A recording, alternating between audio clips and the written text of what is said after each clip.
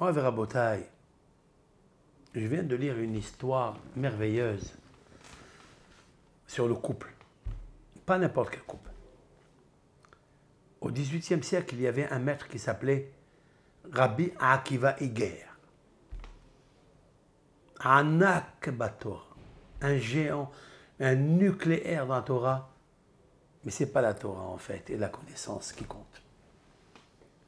Compte tenu qu'il a tenu compte uniquement de ses qualités, de son bon caractère, de son bon comportement. Ici, le cœur et l'amour. Sa femme est tombée malade et elle est décédée très très jeune. Dieu préserve. Et on lui propose au milieu du deuil, c'est-à-dire dans le mois, on lui propose un nouveau chidour, mais d'une grande famille. Et le rave, de pleurer, de verser des larmes chaudes, en expliquant à ceux qui étaient grands en Torah qu'ils ne pouvaient pas faire une chose pareille. Et je voudrais vous traduire, mot à mot, traduire c'est trahir, tous les mots qu'il a écrits à ses élèves dans les responsables. Il leur dit, je cite, « Vous m'avez rendu quoi? Un homme qui n'a pas de cœur? Un homme qui a un cœur mauvais, que se précipiter rapidement, pendant mon deuil, de prendre une autre femme?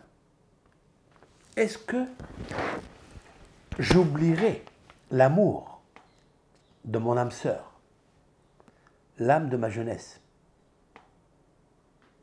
ma femme,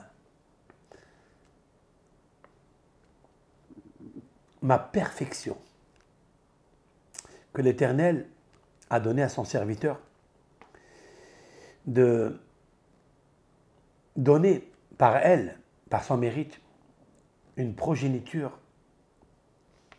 convenable. Zera Berech Hashem, c'est-à-dire c'est une descendance que Dieu a bénie. Je m'arrête là et je vous dis, qui est le fils de Rabbi Akiva Iger? Rav Shlomo Iger, qui a écrit un grand commentaire sur le Shulchan Aruch. Hachem prolonge leur vie et leurs années. Il leur dit, elle était mon aide. Toute l'étude de la Torah que j'ai étudiée, c'est grâce à elle. Hachem est descendu en mon sein grâce à elle. Elle, ma femme, il parle de sa femme, elle a caché le souci de la parnassa pour ne pas que je fasse l'inactivité de l'étude de la Torah. Vous savez, quand il y a un problème de parnassa, eh bien, on ferme le livre. On ne peut pas s'asseoir et étudier la Torah. Donc il faille aller chercher ça et là, ici et là. Comment nourrir sa famille? Eh bien, il dit, sa femme, elle lui a caché ce problème-là. Elle s'est occupée, elle lui a apporté tout dans la maison pour qu'il puisse étudier la Torah. Il a dit, tout le service que j'avais, mon culte divin, mon étude de la Torah, mes prières, comme si j'avais tout, c'était grâce à elle. Maintenant, je comprends cela. Maintenant qu'elle a disparu, je comprends que je ne peux pas étudier. Parce que qui va me donner à manger, à moi et à mes enfants? C'était une femme qui m'a accompagné pour accompagner mon fils et ma fille sous la choupa avec une allégresse, avec une simha, gedola, une grande simha. Et maintenant qu'elle est retournée à son père, spirituel bien sûr, qu'elle est en train de manger du pain, des mitzvot, et d'éducation et le kavod, l'honneur qu'elle m'a fait. Maintenant, elle est en train de manger, de se nourrir, si l'on peut dire ainsi, avec une grande satisfaction. Et le fait que je suis comme un ustensile brisé, vous me demandez maintenant de prendre une autre femme. Comment je vais oublier la première? Elle qui était ma main droite et ma main gauche en même temps.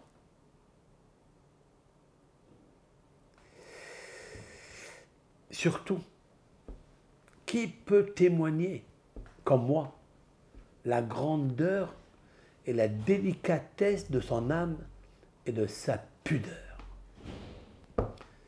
Comment elle s'est occupée de moi nuit et jour. Et des fois, elle étudiait avec moi la Torah. Comment maintenant que l'obscurité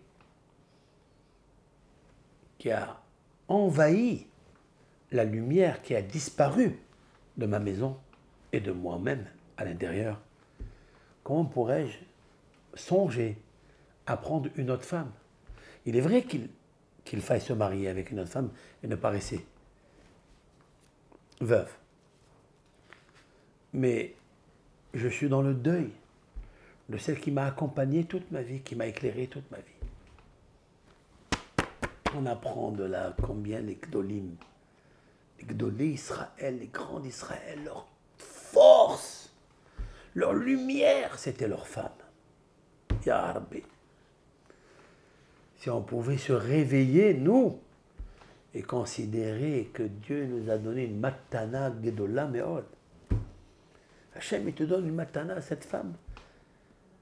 Apprécie-la et sois précis et si près d'elle, autour des cyprès, des arbres. De la couronner, de la chérir, de la... Tu n'as pas dit dans la choupa, tu n'as pas dit dans l'acte d'acquisition de la femme, de la ketouba, tu n'as pas dit que je la nourrirai, même si elle a bon appétit. Je la vêtis et je la chéris. Tu n'as pas dit ça. Tu n'as pas dit que tu vas t'investir corps et âme pour elle. Même si tu as oublié, elle n'a pas oublié. Et elle le fait comme si toi, tu te comportais avec elle à 100% de l'engagement que tu avais promis devant les deux témoins et devant le rave qui vous avait marié. Combien nous faut faire teshuva avant les jours redoutables qui arrivent à grands pas. En fait, je voudrais relier à cela ce qu'a dit aussi le Rav Hida. Le Rav Hida, Rabbi Haïm Yosef David Azoulay, ce grand luminaire,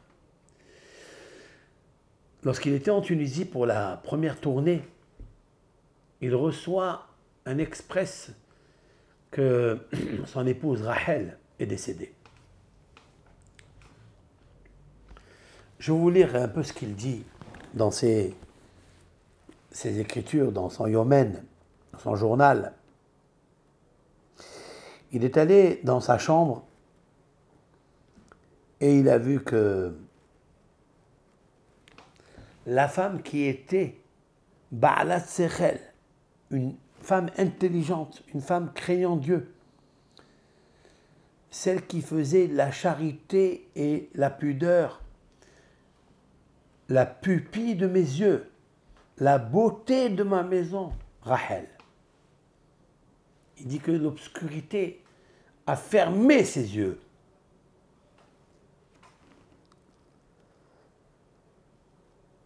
Il a dit que je suis allé à la synagogue, j'ai enlevé mes chaussures, j'ai pleuré, pleuré. Et puis après, je me suis lavé le visage pour ne pas qu'il se rende compte. Et puis il est tombé malade. Et il était amer et triste pour la grande perte de ce joyau qu'il a perdu. Il dit qu'elle était la plus belle de la génération. C'est incroyable ça. j'ai pas vu sa beauté, qui elle était. Mais il veut dire quoi en fait? Il a vu toute la génération, toutes les femmes qui étaient mariées, qu'elles étaient belles ou pas. Mais de là, j'apprends quelque chose de merveilleux. Combien Gaon adore le grand de la génération du XVIIIe siècle. Vous savez que Rabbi Akiva Eger, dont j'ai parlé tout à l'heure, a écrit dans un responsable, je voudrais permettre telle et telle femme qui est seule, mais je voudrais savoir qu'est-ce qu'a écrit le Rav Hida à ce sujet, pour m'associer à lui, pour permettre cette femme-là, qu'elle puisse se marier. Tellement ils étaient soucieux, tellement Rabbi Akiva Eger a honoré le Gaon Hida, notamment le beau-père de Rabbi Akiva Eger, le Hatam Sofer, Rabbi Moshe Sofer, lui aussi, il est arrivé un dossier très urgent d'une femme qui était seule parce qu'on ne savait pas si son mari était vivant ou mort et qu'il avait conclu que la halakha qu'elle pouvait se marier, mais il a demandé à son élève, dis-moi s'il te plaît, qu'est-ce qu'il pense le Azoulaï? Qu'est-ce que pense le Rav Hida à ce sujet-là?